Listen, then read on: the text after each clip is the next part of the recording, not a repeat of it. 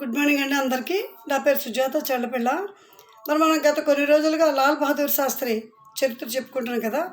అందులో ఈరోజు ఎపిసోడ్ ఏంటంటే, ఇరుగు పొరుగు దేశాల్లో ఆయన చేసిన స్నేహయాత్రలు భారత చరిత్రకే మొకటాయమయ్యాయి.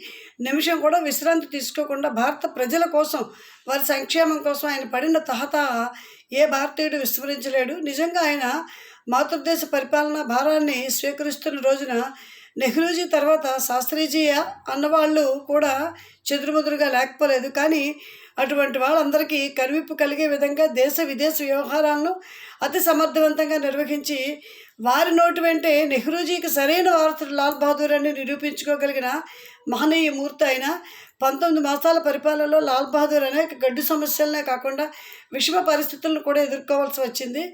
వాటిలో ముఖ్యమైనది ఏంటంటే భాషా సమస్య. భారత ప్రభుత్వ అధికార భాషగా దేనిని గుర్తించాలన్న విషయమే పార్లమెంట్లో అనేక తర్జన జరుగుతున్న సమయంలో దక్షిణ భారతదేశంలో చెలరేగిన కని విని ఎరిగిన అరాచక కార్యక్రమాలు చూస్తే భారతదేశం రెండుగా చీలిపోతుందన్న భావన కూడా ప్రజానీకంలో బయలుదేరింది. మరి ఇలాంటి పరిస్థితుల్లో ఆయన ఏం చేశారనేది రేపటి ఎపిసోడ్లో నేను తెలియజేస్తాను.